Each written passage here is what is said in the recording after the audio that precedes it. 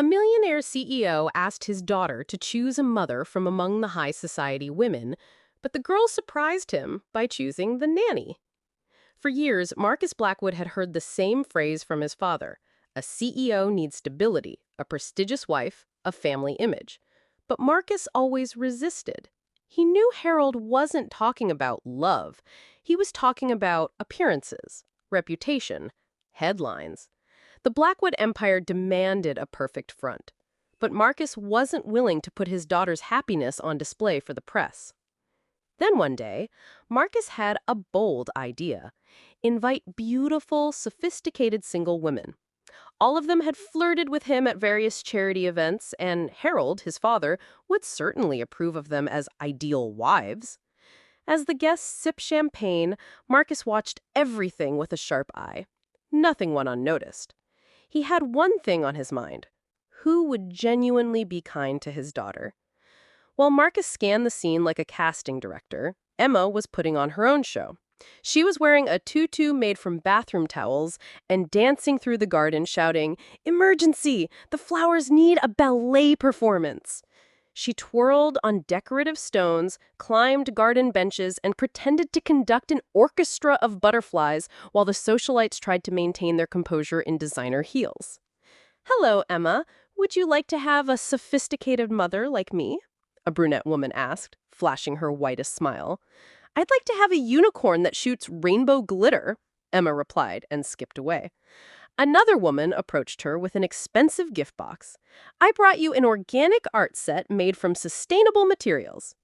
"Does it taste like vegetables mixed with homework?" Emma asked suspiciously. Later, she burst into the room riding a pool float shaped like a flamingo, shouting, "This flamingo is now my royal chariot." "Miss," a security guard called out, "everything's under control. I'm the queen of Flamingo Island," Emma declared regally. One socialite tried to fix Emma's wild hair and ended up with finger paint on her silk blouse. "Oops, artistic accident, paint explosion," Emma giggled. Marcus did his best to keep a straight face. On the outside, he raised his champagne glass. On the inside, he was fighting back laughter, but he kept watching. None of those women showed any patience or understanding. There were only expressions of shock, irritation, or judgment. No one seemed to understand that Emma was just Emma, a whirlwind of imagination and pure joy. At the back of the house, near the outdoor kitchen setup, Sophie was trying to manage 3 disasters at once. "Don't burn, don't burn. Oh, great, now you're smoking like a volcano," she whispered to the chocolate sauce. It was her second catering event of the week. She was exhausted. As a freelance childcare worker who also did event catering, she juggled everything: arrived early, left late, entertained kids at parties, managed demanding clients, and somehow still smiled despite the overdue bills. When she heard a noise behind her, she assumed it was another waiter with an impossible request. But no, it was a curly-haired girl with bright green eyes and 2 plastic spoons hanging from her ears like earrings. "Hi, are you a lost little princess? I'm Emma. Do you have cookies?" I raised an eyebrow. "Not on the party menu, but I can make some. Cookies are my secret specialty." "With chocolate chips? Like that sauce over there trying to escape the pot?" "With anything you want, but only if you promise not to tell the chef I accidentally melted half the marshmallows." "Deal. And I'll take sprinkles in honor of the Queen of Cookie Land." 10 minutes later, Emma was eating warm cookies while sitting on a supply crate like a princess on her cookie throne. She declared, "These are officially the best cookies in the galaxy." And I've had cookies made with toothpaste once. My old nanny grabbed the wrong tube. "Well, I know how to bake, and I only panic when the rent is overdue." "You're different from the other ladies at the party. You don't smell like a flower shop exploded. You listened to me and gave me napkins and cookies." "I remember your name is Emma, not Cookie Inspector." "I prefer Princess Emma," she corrected. "That's what you called me." Sophie laughed again, shaking her head. The girl was impossible and completely charming. Later, as the sun started to set, The socialites were fixing their makeup, hiding stains, and some had already left defeated by a girl they described as too energetic. Marcus pulled Emma aside. "So, princess, did you like the party? There was magic. There was chocolate. One lady called me sweetie pie and tried to pat my head like a dog. I dodged." Marcus held back a laugh. "Can I ask you something important?" "If it's about cleaning my room, I did, but only the visible parts." "It's about something else. Of all the women who came today, which one would you like to be your future mom?" Emma opened her mouth, closed it, thought for a moment, snapped her fingers like a detective, and then shouted, pointing toward the catering tent, "Her! She'll be my new mom." Silence fell over the place. "She smells like vanilla and makes cookies with chocolate chips and sprinkles, and she called me princess." Every head turned. Sophie stood there frozen, holding a mixing bowl in one hand and flour in her hair. She looked like she'd been caught in a baking tornado. I'm just the caterer." "I want her as my mom, Daddy! The cookie lady!" Marcus froze. Sophie blinked. A socialite dropped her wine glass. Another choked on a mini quiche. And in that silent moment, something very serious was about to happen. The silence lasted exactly 3 seconds. Then chaos erupted. "No, no, no, no." Sophie waved her hands frantically, still holding the mixing bowl like a shield. "People, there's been a misunderstanding. I work for the catering company. I barely even know you." But Emma kept pointing at her with the determination of a princess declaring royal law. "Daddy, she's perfect. She makes cookies that taste like heaven, and she smells like a bakery. And she didn't call me sweetie pie while trying to pet my head." The socialites exchanged horrified glances. One whispered to another, "A caterer? Really? The child is 7 and already has questionable taste." Marcus stood frozen, caught between social embarrassment and the tenderness of seeing his daughter so excited. He tried to speak but was interrupted by a deep, authoritative voice. "What is going on here?" Harold Blackwood appeared like a stern judge, wearing an immaculate suit and military posture. His eyes scanned the scene, his granddaughter pointing at a woman covered in flour, the stunned guests, his son in shock. "Grandpa Harold!" Emma ran to him. "I picked my new mom. It's her, the Cookie Queen." Harold followed his granddaughter's gaze and found Sophie, who was trying to discreetly hide behind a tray of mini sandwiches. "An employee?" Harold's voice cut through the air like a blade. "My granddaughter chose a caterer." "Sir, I can explain," Sophie began, but Harold silenced her with an imperious gesture. "There's nothing to explain, young lady. It's clear what happened here. You let one of the staff manipulate my granddaughter." "Dad, please, calm down," Marcus tried to intervene. "Calm down?" Harold's voice rose. "This is the future heiress of the Blackwood family. She can't be influenced by just anyone who shows up with sweets." Sophie felt her blood boil. She placed the mixing bowl on the table with a sharp thud. "Listen here, Mr. Fancy Suit." She planted her hands on her hips. "I didn't manipulate anyone. I just did my job and was kind to a child, something that apparently is rare around here." Shocked murmurs rippled through the guests. Harold's face turned red. "How dare you speak to me like that? Do you know who you're talking to?" "To a rude man who judges people by their job?" Sophie didn't back down an inch. "I work honestly. I pay my bills, and I don't need anyone's approval."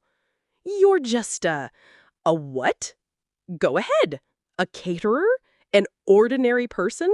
Someone who doesn't wear designer clothes?" Emma began to cry. The raised voices, the tension in the air, it was scaring her. "You're fighting," she said through tears. "I don't want you to fight. I just wanted—" Marcus saw his daughter's tears, and something inside him broke. He stepped forward. "Enough," his voice echoed across the garden. "All of you, enough." The silence returned instantly. Emma is crying. The guests are uncomfortable, and you two are acting like children. Marcus took a deep breath. Miss Sophie Chen. Miss Chen, may I speak with you in private? Harold tried to protest. Marcus, you can't possibly be thinking. Dad, please, 5 minutes. Marcus picked Emma up, who was still quietly crying, and motioned for Sophie to follow him to a secluded corner of the garden, away from curious eyes. When they reached a spot near a fountain, Marcus set Emma down and knelt to her level. Princess, Daddy needs to talk to Sophie about something important. How about you go play on the swing set for a few minutes? You're not going to fight anymore?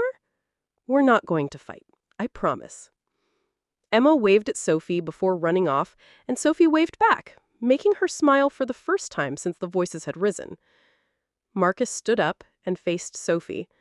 For a moment, they studied each other in silence. I'm sorry for what happened back there. My father can be intense. Intense is a polite word for prejudiced. Sophie crossed her arms. You're right. And you showed real courage standing up to him. Most people don't. I don't tolerate disrespect from anyone, no matter how many zeros they have in their bank account. Marcus almost smiled. Look, I know this is going to sound completely crazy, but he hesitated, running his hair through his hair. My daughter has never reacted to anyone like this. She lost her mother when she was 2, and since then, well, she's never really bonded with any mother figure. Sophie waited quietly. What I'm about to ask is strange, I know, but would you consider coming to work at our house for a month as Emma's live-in nanny? What? Let me explain. Marcus held up his hands. The idea is for you to help Emma understand that while you care about her, you have your own life, your own plans. I want her to face reality before she gets even more attached. You want me to break a 7-year-old's heart? I want her to understand the truth gently. Marcus sighed. Look, I'd pay very well. A month, room and board included, and you'd walk away with enough to cover your expenses for several months. Sophie stayed silent. Rent was overdue. The catering jobs were inconsistent. She desperately needed steady income. How much? Marcus named a figure that made Sophie's eyes widen. That's more than I make in 4 months. It's the price of my peace of mind and my daughter's happiness. Sophie glanced at Emma, who was waving at her from the swing set. I might say yes, she said slowly, but I have conditions. What are they? First, I sleep in the guest room with the door locked. Second, no romantic confusion, no weird looks, no misunderstandings. Third, I can leave anytime I want, no questions asked. Agreed. Fourth, if your father disrespects me again, I'll give it right back to him, and you stay out of it. Marcus paused. Agreed. Fifth, I cook for Emma whenever I feel like it, however I want. Cookies included. That one's easy. And sixth, Sophie looked him straight in the eye. When the month is over, you don't try to make me stay. Don't use Emma to change my mind. When I say I'm leaving, that's it. Marcus extended his hand. Do we have a deal, Miss Chen? Sophie shook his hand, trying to ignore the strange tingling she felt from the touch. We have a deal, Mr. Blackwood. Across the garden, Harold watched disapprovingly. The socialites whispered their theories, and Emma from the swing set clapped like she'd just witnessed the show of a lifetime. What none of them knew was that handshake would change everything. Absolutely everything. The next morning, Sophie stood in front of the Blackwood mansion with a worn backpack and a small suitcase. She looked up, trying to count the floors. My God, is this a house or a hotel? The mansion looked like something from a fairy tale. Massive stone columns, perfectly manicured gardens, and a circular driveway with luxury cars gleaming in the morning sun. A middle-aged woman in a crisp uniform opened the main door. You must be Miss Sophie Chen, she said with a warm British accent. "I'm Margaret, the Blackwood family's head housekeeper." Okay. Oh, hi. Nice to meet you. Margaret smiled. "For 20 years, miss. Allow me to show you to your room." Inside, the mansion took Sophie's breath away. The entry hall had crystal chandeliers, sweeping staircases, and enormous paintings of serious-looking people who seemed to judge her presence. "Sophie! Sophie!" Emma came running down the stairs, sliding down the railing like a little surfer. "You came! You really came!" She jumped into her arms and Sophie spun her around. "Of course I did, princess. A promise is a promise." "Come on, I'll show you your room. It's next to mine, and it has a bathtub bigger than a swimming pool." The guest room was larger than Sophie's entire apartment. King-size bed, balcony with garden views, walk-in closet, and a marble bathroom that sparkled like jewelry. "This place is ridiculously fancy. It even has a remote for the lights." Emma demonstrated, dimming and brightening them dramatically. "And the bathtub has jets like a spa." After Emma gave her a tour that left Sophie completely lost in the mansion's maze of hallways, she found herself alone in the kitchen when Marcus appeared, dressed in a business suit. "Miss Chen, I hope you're settling in well." "Oh, yes. Your house is educational. I've learned that even the coffee maker here has a PhD in engineering." Marcus almost smiled. "If you need anything, just ask Margaret." And he left quickly, as if he couldn't get out fast enough. That afternoon, Sophie discovered Emma had never made cookies from scratch. "What do you mean, never?" she asked, shocked. "The old nanny always said, 'Cookies make a mess, and young ladies don't need sugar rushes.' That nanny didn't know the joys of life. We're going to make epic cookies." They spent 2 hours in the kitchen, flour flying everywhere, chocolate chips disappearing into Emma's mouth faster than the bowl, and laughter echoing through the mansion. Harold passed by and heard the joy coming from the kitchen. He stopped to listen. It had been a long time since he'd heard his daughter laugh like that. Free, spontaneous, genuinely happy. At dinner, Sophie invented the Silly Voices game. Everyone had to tell about their day while imitating different characters. Emma chose to be a fairy, Marcus resisted at first but ended up doing a pirate impression, and even Margaret threw in a few royal comments while serving. Harold, who arrived in the middle of the game, stood at the dining room door watching a family he barely recognized. His serious son was doing cartoon voices, his granddaughter was glowing, and a nanny had turned a formal dinner into a comedy show. He left without saying a word, but with a thoughtful expression. That night, after Emma was asleep, Sophie stood on her balcony looking at the illuminated garden. The air was fresh, and she felt strangely at peace. "Can't sleep?" She turned to see Marcus at the balcony door, holding 2 cups of tea. "Oh, hi." "No, I'm still adjusting to all this quiet. In my apartment, there's always city noise." Marcus walked over and handed her a mug. They stood in comfortable silence, looking at the city lights in the distance. "Can I ask you something?" Marcus said finally. "Sure." "Why are you so natural with Emma? Most people get intimidated or they try too hard, but you just act like yourself." Sophie thought for a moment. "I guess it's because I remember what it felt like to be a kid and not be taken seriously. I grew up with strict grandparents who always talked about me like I wasn't there. Sophie is too loud, Sophie is messy. Like I was some kind of problem, not a person with feelings." "I'm sorry." "No need. It made me stronger. And it taught me that kids need to be heard, not just managed." Marcus watched her profile. There was something about her honesty that he rarely encountered in his world of business and appearances. "What about you?" Sophie asked. "What's it like being a single father?" Marcus sighed. "Terrifying. Every day I wonder if I'm doing anything right, if she'll grow up happy, or if she'll need therapy because of my choices. She loves you so much. That much is clear. But is that enough? Sometimes I look at her and see the mother she lost, and I feel guilty that I can't be both parents." Sophie turned to face him.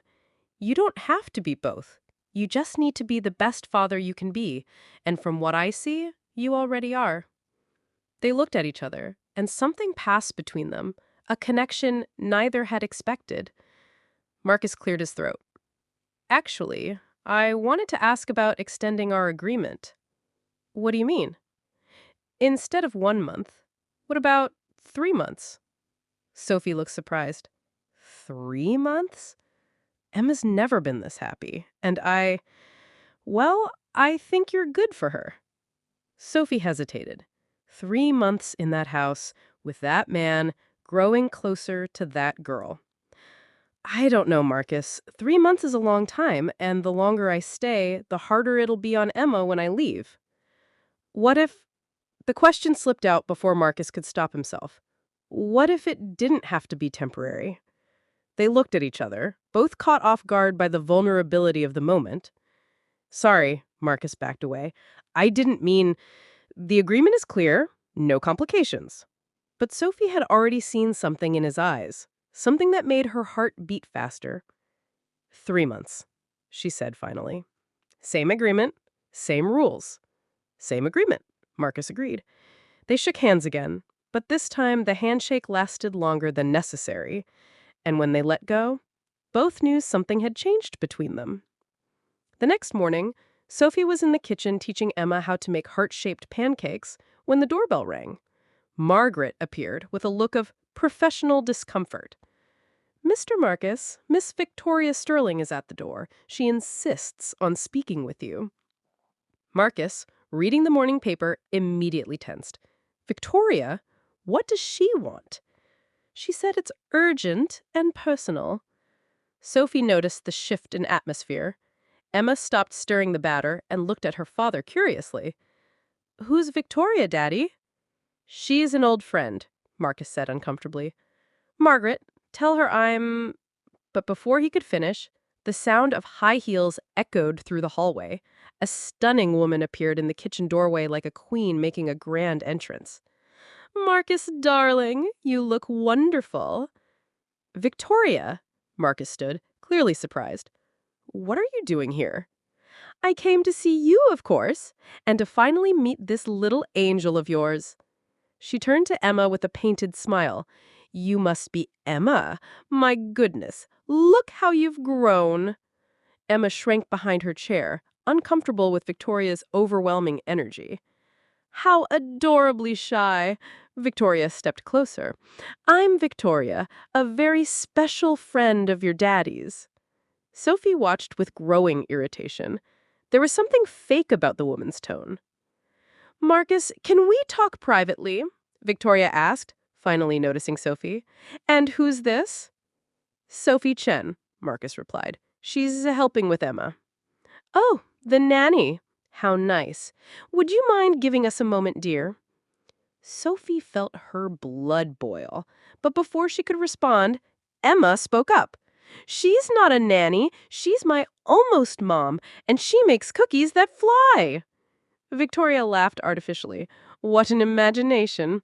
Marcus, we really need to talk." Reluctantly, Marcus followed Victoria to the living room, leaving Sophie and Emma in the kitchen. Through the slightly open door, they could hear pieces of conversation. "William, I made a terrible mistake. These past months without you made me realize how much I love you." "Victoria, we broke up for a reason." "I know, but I've changed, darling, and Emma needs a refined mother figure, someone who can prepare her for the sophisticated world she'll inherit." Sophie rolled her eyes and whispered to Emma, "Does she always talk like she's in a movie?" Emma giggled quietly. In the days that followed, Victoria showed up every day, always perfect, bringing expensive gifts for Emma, praising her drawings, suggesting cultural activities. In front of Marcus, she was the picture of perfection. But when Marcus left the room, the mask dropped. On the second day, Emma was playing with her dolls when Victoria walked in talking on her phone. "Yes, darling, I'm at Marcus's house. No, I haven't gotten rid of the little nanny yet. The child, she's manageable. Nothing a good boarding school can't handle."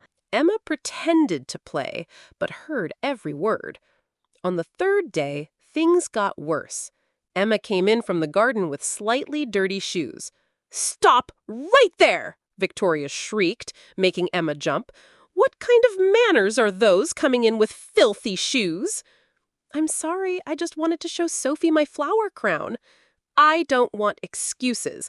Go clean those feet right now, and next time, think before acting like some wild child." Emma's eyes filled with tears, and she ran out. When Marcus returned from a call, Victoria was arranging flowers with an angelic expression. "Where's Emma?" "Oh, she went to change. Such a smart girl, already learning proper etiquette." That evening, Emma found Sophie in the kitchen making dinner. She was unusually quiet. "What's going on, princess? Tough day in the kingdom?" Emma climbed onto a stool and sighed deeply. "Sophie, can I tell you a secret?" "Always. We're cookie partners, remember?" "Victoria yelled at me today. She called me a wild child because I had dirty shoes." Sophie stopped chopping vegetables. "What happened?" "I just wanted to show you my flower crown, but she screamed that I was rude, and when Daddy came back, she acted like nothing happened."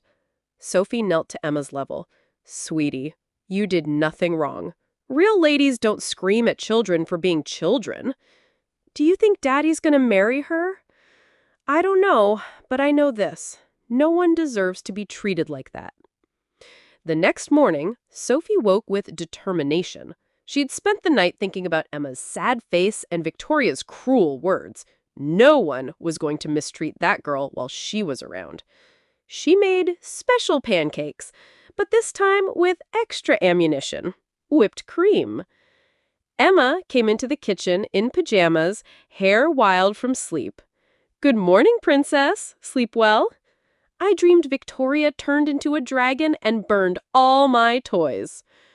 "What a terrible nightmare," Sophie said, placing pancakes on Emma's plate. "But today is a new day, and dragons can be defeated." High heels echoed down the hallway. Victoria appeared, flawless as always, but irritated. "Is Marcus sleeping in today?" "He's getting ready," Sophie replied calmly. "Good. I want to discuss enrolling Emma in Ms. Porter's academy. It's excellent for challenging cases." Emma dropped her fork. "Challenging cases?" "Children who need discipline, structure, proper education, away from inappropriate influences." "What kind of influences?" Sophie asked, her voice dangerously calm. "People who teach children to be messy, disrespectful, eating with their hands." "I eat with a fork." "Be quiet when adults are talking," Victoria snapped. That was the last straw. Sophie grabbed a pancake, aimed, and threw it straight at Victoria's face. Splat. The pancake stuck to Victoria's forehead, slid down, and landed on her designer dress. Absolute silence. Emma's eyes went wide, then she burst into delighted laughter. Victoria screamed, "My face! My dress! You threw food at me!" "Technically, it was an artisanal pancake," Sophie said calmly. "Marcus! Marcus!" Victoria's screams echoed through the mansion. Marcus came running, followed by Margaret. He saw Victoria with pancake on her face, Sophie holding another pancake like a weapon, and Emma trying to hide her giggles. "She assaulted me!" Victoria screamed. "With food!" "Miss Chen," Marcus said, trying to sound serious, "would you care to explain why there's pancake on Victoria's face?" "She called your daughter a challenging case and said she needs boarding school," Sophie replied firmly. "And she told Emma to be quiet when adults are talking." "That doesn't justify food violence. It was emotional self-defense." "Fire this woman!" Victoria shrieked. Emma stepped forward. "Daddy, Victoria is mean. She yelled at me yesterday and called me a wild child. Sophie was protecting me." Marcus turned to Victoria, who was pulling pancake bits from her hair. "You yelled at my daughter?" "I was just..." educating her by calling her a wild child? Marcus, darling, you don't understand. I understand perfectly. Marcus' voice was firm. Victoria, I think you should leave. Victoria wiped the last of the pancake from her face with venom in her eyes. Fine, Marcus. When this woman ruins your life, don't come running to me. She stormed out, heels striking the floor like gunshots. Marcus looked at Sophie, who was still holding the pancake. You can put the weapon down, soldier. Sophie placed it back on the plate, embarrassed. Sorry, I lost my temper. Daddy, you're not going to make Sophie leave, are you? Emma asked worriedly. Marcus looked at his daughter, then at Sophie, and smiled. No, princess. I think Sophie was doing exactly what she should do. What's that? Protecting you? Later that afternoon, Sophie was baking cookies when she accidentally touched the hot oven rack. Ow! She cried, pulling her hand back. Marcus, passing in the hallway, heard the cry and rushed in. What happened? Nothing, just a small burn. Let me see. There's no need, Sophie, let me see. She held out her hand reluctantly. Marcus examined the burn carefully, his fingers gentle on her skin. It doesn't hurt? No, thank you. They were standing very close.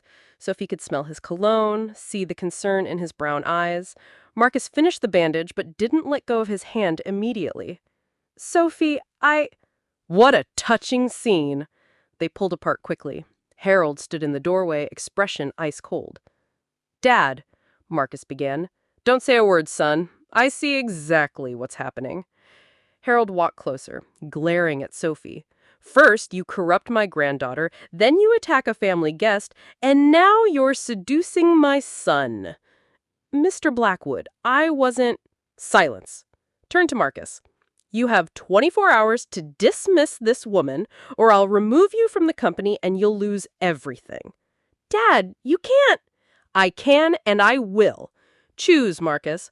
Her or your family legacy. Harold left, leaving Marcus and Sophie in heavy silence. After Harold left, Sophie was the first to speak. Marcus, listen, she began. If you need to let me go, I understand completely. Sophie, no! Let me finish. I don't want you to lose everything because of me. Your company, your inheritance, those are too important to risk over someone who throws pancakes at ex-girlfriends. Marcus almost smiled. You're not just someone, Sophie. He searched for words. You're the person who brought joy back into this house. I care about Emma deeply, Sophie admitted. That girl stole my heart from day one. She's special, Marcus. Smart, funny, loving. She deserves happiness. You know, Sophie, you're the first person who truly sees Emma for who she is. Not as the Blackwood heiress, just as Emma. Marcus was quiet, staring out the window where Emma played. Can I tell you something I've never told anyone? Sophie nodded. Emma's mother, her name was Rachel, we married young, probably too young. A convenient marriage. Our families were business partners. Sophie felt a small ache, but stayed silent. But Rachel was kind. When Emma was born, Rachel had complications. Postpartum depression, then pneumonia. She died when Emma was 2. Oh, Marcus, I'm so sorry.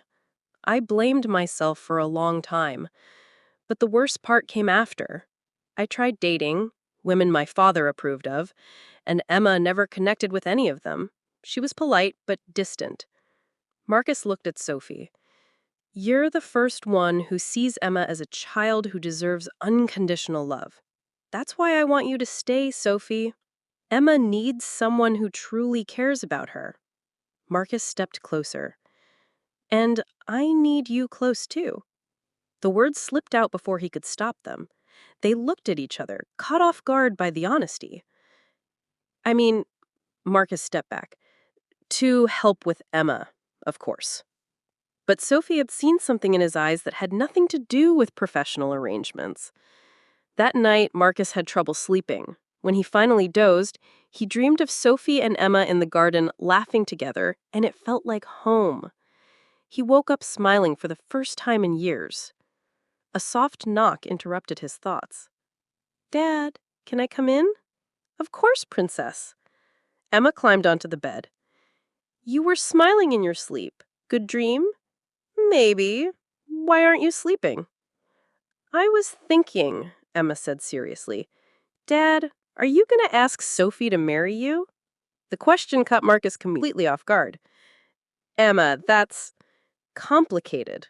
"Why is it complicated? You like her, she likes you, I like both of you. Sounds simple." Marcus smiled at child logic. "Grown-up things are more complicated." "But you do like her, don't you?" Marcus looked at his daughter's hopeful eyes and couldn't lie. "Yes, Emma, I like Sophie very much." Emma grinned. "Then marry her. That way she can be my real mom forever." 3 days later, Sophie got a call from her sister, Jessica, whom she hadn't seen in weeks. "Sophie, where have you been? I've been worried." "It's a long story, Jess. I'm working at a private residence." "What kind of work? And David has been asking about you." Sophie sighed. David was a childhood friend who'd been showing romantic interest she didn't return. What does David want? He got tickets to that art show you wanted to see and dinner reservations at that Italian place. After much persuasion, Sophie agreed to meet them. That afternoon, Sophie met Jessica and David downtown. David hugged her warmly, and Jessica bombarded her with questions about her mysterious job. What they didn't know was that Marcus had left work early.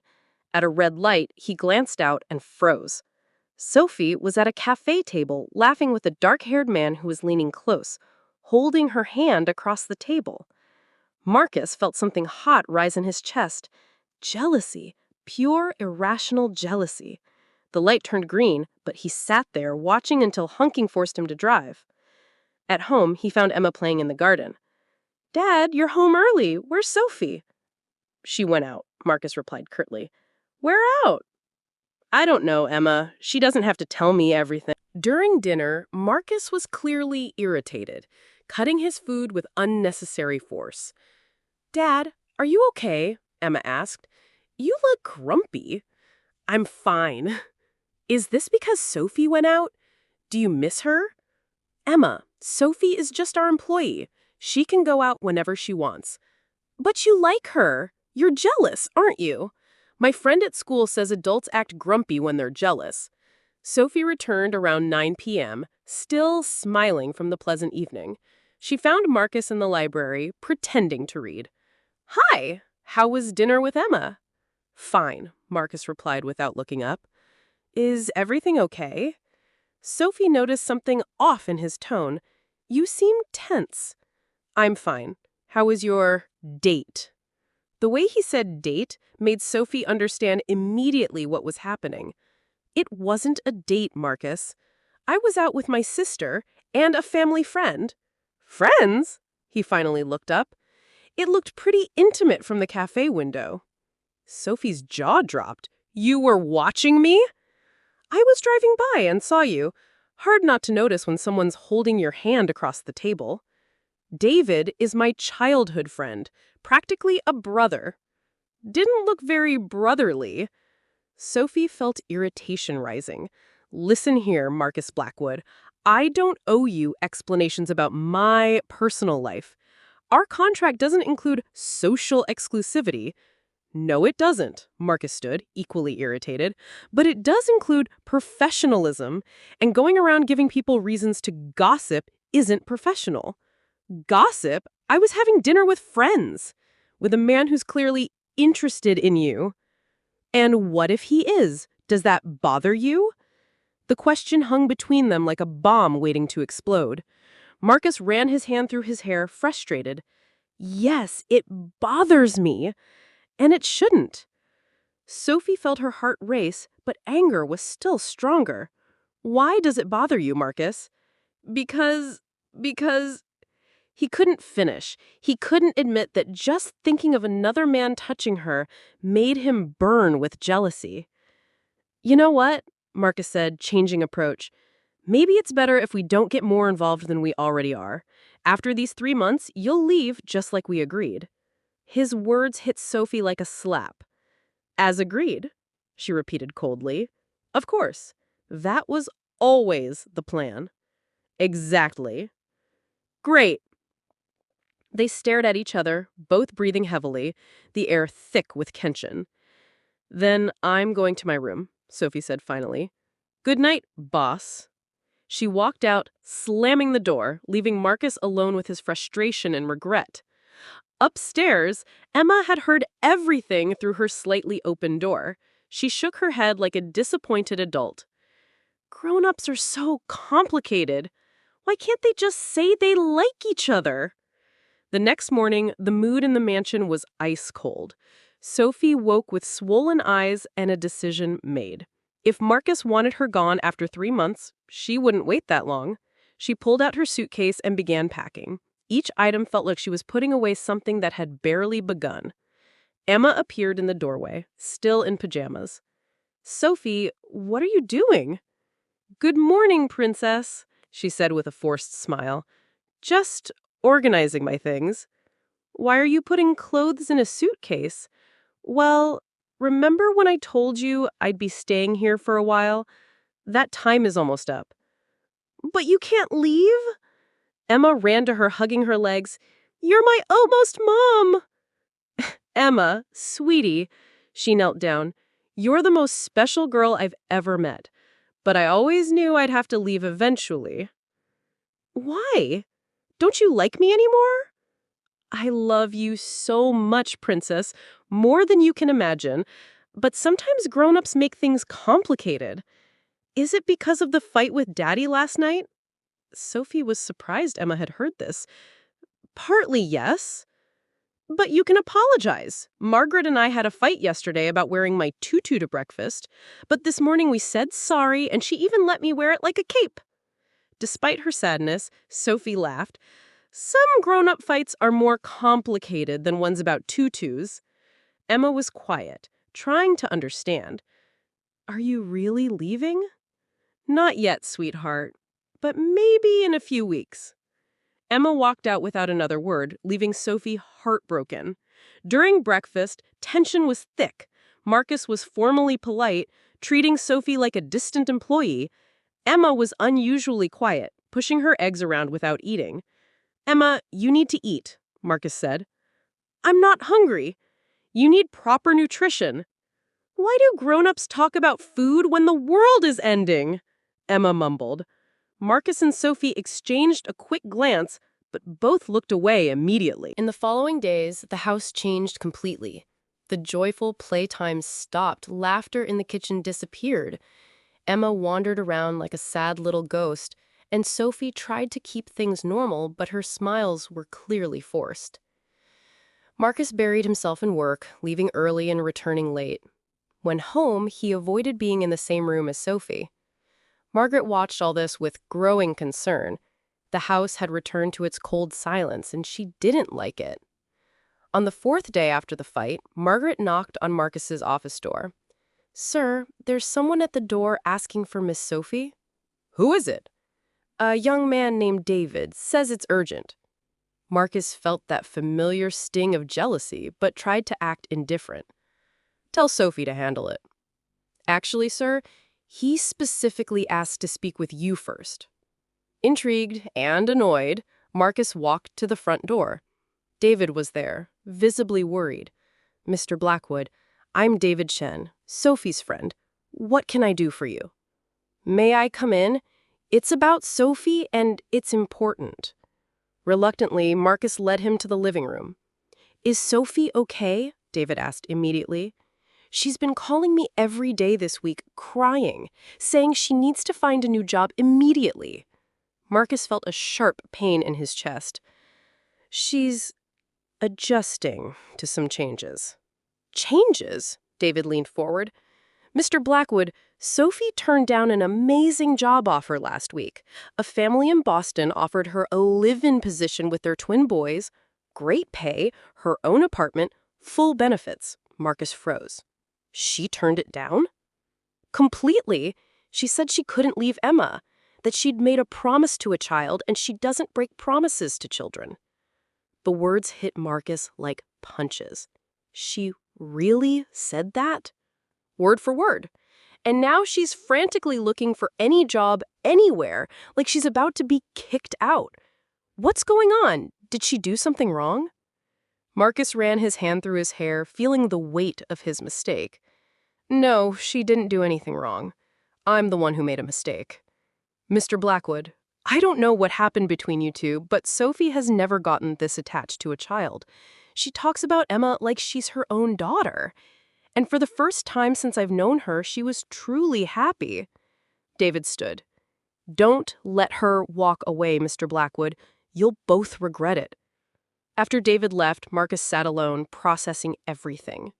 Sophie had turned down a better job to stay with Emma. She was looking for work because he thought he wanted her gone. He'd been a complete fool. Marcus rushed upstairs, determined to make things right, and found Margaret standing outside Emma's room, panicked. Sir, young Emma, she's not in her room. What do you mean she's not? I searched the whole house. I found this on her bed. Margaret handed him a note in Emma's careful handwriting. Daddy, if Sophie leaves, I'm going with her. She needs someone to take care of her too. I packed my princess dress and the leftover cookies from breakfast. We'll be a family somewhere else. P.S. Margaret can keep my goldfish. P.S. 2. Don't be mad at Sophie. It's my idea. Princess Emma. Marcus felt the world crash around him.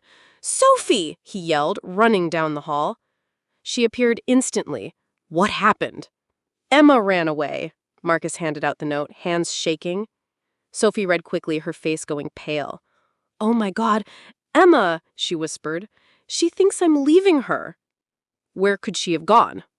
Wait, Sophie thought quickly. The park. The one I took her to her second day here. She said it was the most magical place in the world. Let's go. As they ran to the car, Sophie kept blaming herself. I should have explained better. I should have talked to her. She's just a little girl. Sophie, Marcus stopped before getting in the car. This isn't your fault. It's mine. I messed everything up. They looked at each other, all anger forgotten in the urgency of finding Emma. We'll find her, Sophie said firmly. We will, Marcus agreed. And for the first time in days, they were on the same side again. Marcus drove through the city like a race car driver. Sophie sat in the passenger seat, gripping Emma's note, scanning every corner. There! Turn right, she shouted, pointing toward the park entrance. They jumped out before the car fully stopped. The park was busy with families enjoying the sunny afternoon. Where do we start? Marcus asked, clearly panicked. The playground! She loves the swings! They searched every swing, every bench, every tree. Nothing. Sophie was about to lose hope when Marcus shouted, Sophie! Over there! He pointed to a quieter area near the pond. There was Emma, sitting on a blanket she'd taken from home. In front of her was a cardboard box turned upside down as a table with a row of cookies wrapped in napkins. A handmade sign read, Special Cookies, $1 each, help my mom. Oh my goodness, Sophie murmured, torn between relief and the urge to laugh and cry. They approached slowly. Emma was busy arranging her cookies when an elderly woman stopped at her stand. Hello, dear. Are you selling cookies? Yes, ma'am, Emma replied with the seriousness of a businesswoman. These are handmade cookies made by the best baker in the world, $1 each, and the money is to help my mom when she has to leave. The woman looked confused. Your mom is leaving? She's going to be kicked out because she had a fight with my daddy, but it's not her fault. Grown-ups are complicated. She was just protecting me when a mean lady called me names. Oh my goodness, the woman put her hand over her heart. How old are you, dear? 7, but I have business experience. My grandpa talks about profit and investment at dinner all the time. A middle-aged man joined the small crowd gathering around Emma. Kid, do your parents know you're here? My daddy is very busy being a CEO and getting mad at people who don't deserve it. But don't worry, sir. I'm very responsible. I brought water, snacks, and even drew a map of the park. She proudly showed a crayon-covered piece of paper. And if I can't sell all the cookies today, I'll be back tomorrow. Entrepreneurship requires persistence. Marcus and Sophie exchanged a look between amused and panicked. Where did she learn that word? Marcus whispered. Probably from you, Sophie replied, trying not to laugh. A teenage girl approached the stand. Can I try a cookie? Of course, but I have to warn you, you'll want to buy them all after one taste. My mom has magical powers in the kitchen. The girl took a bite, and her eyes widened. Wow, this is delicious. I know. My mom taught me secret recipes from cookie angels. Cookie angels? The girl laughed.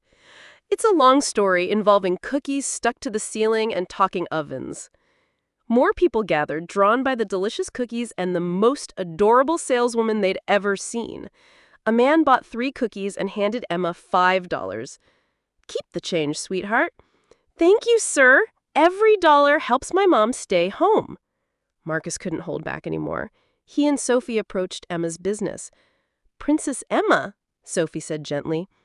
Emma looked up, torn between relief and the fear of being in trouble. Sophie! Daddy! Did you come to buy cookies? They're only $1 each, but I'll give you a family discount. Emma, Marcus knelt to her level, you had us very worried.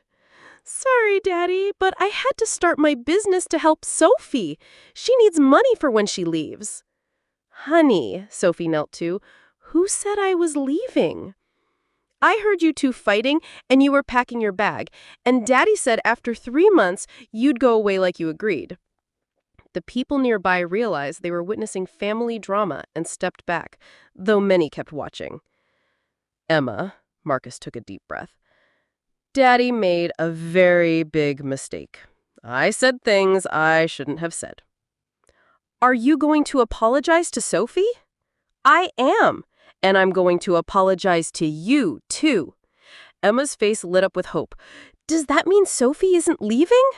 Marcus looked at Sophie, whose eyes were brimming with tears. That depends on her, princess. Daddy was really foolish and might have hurt her feelings. Sophie, Emma turned to her, will you forgive Daddy? He gets a little crazy sometimes, but he's good, and he smiles when you're around, even when he thinks no one's looking. Sophie wiped her tears and smiled. Of course I forgive him, princess. We all make mistakes. So you'll stay? Sophie looked at Marcus, searching his eyes for an answer. If your daddy wants me to stay. I do. I really do. Emma squealed of joy and threw herself into both their arms, knocking over the cardboard table and sending cookies tumbling onto the blanket. Now we're a real family, she declared. Marcus wrapped his arms around them, feeling something settle in his chest. Maybe it's time to stop pretending, he murmured, looking at Sophie over Emma's head. Stop pretending what? She asked softly. That this is just a contract, that you're just an employee, that I'm not completely in love with you. The words slipped out before he could stop them. Sophie stared, speechless. I knew it! Emma shouted, jumping up. I knew you liked each other. The people around them started clapping, thinking they were witnessing a family proposal. Marcus and Sophie laughed, embarrassed but happy. Shall we go home? Marcus suggested. Let's, Sophie agreed. But first, let's help Emma pack up the cookies. Can I keep selling tomorrow? Emma asked hopefully. No, Marcus and Sophie said simultaneously. But I made $23.50 and I have business cards. She pulled out crayon-drawn cards that read, Princess Emma's Cookie Kingdom. As they packed up, many people bought the remaining cookies, making Emma beam with entrepreneurial pride. On the way to the car, Emma asked, Daddy, now that you two officially like each other, can I have a baby brother? Marcus almost tripped. Emma, let's not rush things. I'd rather have a baby sister. I want to teach her how to make cookies. Sophie laughed so hard she had to hold Marcus's arm for support. For the first time in weeks, the three of them looked exactly like what they were becoming, a family. That evening, after Emma went to bed glowing from her business success, Marcus found Sophie in the kitchen washing dishes. "Margaret doesn't like it when we do her work," Marcus said, leaning on the counter. "I like doing dishes. It relaxes me," Sophie replied, still scrubbing. "Sophie, about what I said at the park." She stopped washing and turned toward him, hands covered in soap bubbles. "About being in love with me?" "Yes." Maybe it wasn't the best place for a confession, but Marcus stepped closer. "I've never meant anything more in my life." Sophie felt her heart beat faster. "I'm in love with you too," she whispered. "I tried not to be, but you and Emma made it impossible." Marcus gently touched her cheek, wiping away a soap bubble. "Can I kiss you?" "I thought you'd never ask." The kiss started soft, almost careful, as if they were both making sure it was real. But when Sophie wrapped her arms around him, Marcus deepened the kiss, pouring all his frustration and longing into it. When they finally pulled apart, they were both breathless. "Wow," Sophie murmured. "Wow is perfect," Marcus smiled, resting his forehead against hers. "Ewy, but also ah." They quickly stepped apart to see Emma at the top of the stairs in pajamas, clapping dramatically. "Emma, what are you doing up?" Marcus asked. "I was getting water and saw you kissing. So does this mean you're officially boyfriend and girlfriend now?" "Emma," Sophie began, "because I already made a list of dating rules for my house. Rule number 1, no whispering where I can't hear. Rule 2, kisses are allowed, but no mushy stuff at dinner. Rule 3, "How many rules do you have?" Marcus asked, amused. 15! I'm being very organized about having parents who date." The next morning brought the biggest decision of Marcus's life. He woke Emma early with a special mission. "Princess Emma, I need your help with something very important." "What kind of mission?" Emma asked, instantly curious. "I'm going to ask Sophie to marry me, and it has to be special." Emma jumped out of bed like lightning. "Really? You're going to propose with a ring and everything?" "With a ring and everything, but I want to do it your way, with cookies." An hour later, Marcus and Emma were in the kitchen preparing the surprise. Marcus made perfect cookies while Emma worked on special chocolate icing. "Are you sure you can write the letters right?" Marcus asked nervously. "Daddy, I'm basically an icing artist, trust me." When Sophie came down for breakfast, she found Marcus and Emma standing side by side, grinning like conspirators. "What are you two up to?" "Nothing much," Marcus said, trying to sound casual. "We just made you some special cookies." He placed the plate in front of her. The cookies were perfectly arranged, and on top, written in slightly crooked but readable letters with chocolate icing, "Will you marry me?" Sophie was speechless, looking from the plate to Marcus, who was now kneeling beside the table with a small velvet box.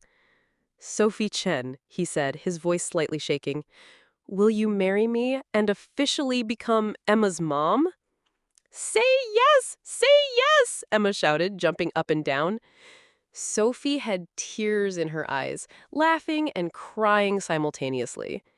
"Yes," she whispered. "Yes, I will." Emma burst into celebration. Marcus slid the ring onto her finger, and Marguerite appeared in the doorway, smiling. "Congratulations, future Blackwood family," she said. "I'll prepare the celebration breakfast." "Marguerite," Emma ran to her, "can you be my honorary grandma at the wedding?" "It would be an honor, little princess." And in that moment, surrounded by cookies, chocolate icing, and overwhelming love, everyone knew they had found exactly where they belonged. 3 months later, the Blackwood Mansion garden was transformed. Instead of formal, cold arrangements, it was filled with twinkling fairy lights, pink and white balloons, and rustic wooden tables. The air smelled of homemade food and pure happiness. Sophie had insisted on planning her own wedding, and the result was a celebration that blended elegance with warmth. sophistication with joy, just like her. At the simple flower-covered archway, as Sophie walked down the aisle alone, she had insisted she didn't need anyone to give her away because she was giving herself by choice. Marcus whispered, "You look beautiful." "You don't look too bad yourself," she replied with a wink. After traditional vows, Marcus asked to speak. "Sophie," he began, voice thick with emotion, "6 months ago, I thought I knew what family meant. Then you came into our lives with your cookies, your laughter, your way of seeing magic in ordinary moments." He glanced at Emma, then back at Sophie. "You taught me that family isn't about perfection or appearances. It's about choosing to love someone exactly as they are every single day." When it was Sophie's turn, she wiped her tears and smiled. "Marcus, when I was little, my grandmother used to say that true love is when someone sees you at your worst and still chooses to stay. You saw me throw pancakes at your ex-girlfriend and still asked me to marry you." The guests laughed. "You and Emma gave me something I thought I'd never have. A family where I can be completely myself, cookie disasters and all. I promise to love both of you every day of my life." When they kissed, Emma shouted, "Now I have the best parents in the world!" Harold, who had been watching thoughtfully, stood up. Everyone waited to see what he'd do. He walked to the newlyweds, stopped in front of Sophie, and smiled. "Sophie," he said, "I owe you an apology. I was so caught up in appearances that I couldn't see what really mattered. You brought joy back to this family." He looked at Marcus and Emma, both beaming. "I haven't seen my son this happy in years, and my granddaughter has never been as complete as she is now." Harold held out his hand. "Will you forgive me?" Instead of shaking it, Sophie hugged him. "We're family now."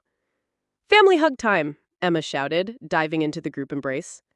As the celebration continued, with guests enjoying a cookie decorating station and dancing under the fairy lights, Marcus pulled Sophie aside. "How does it feel, Mrs. Blackwood?" "As like every difficult day was worth it to get to this moment," she said, kissing him softly. "Mama, Daddy!" Emma ran up, face covered in frosting. "Can I stay up late? It's a special day." "You sure can, Princess. Today is very special." As they watched their daughter run back to the party, Marcus and Sophie knew they had found exactly what they'd been searching for, without even knowing they were searching.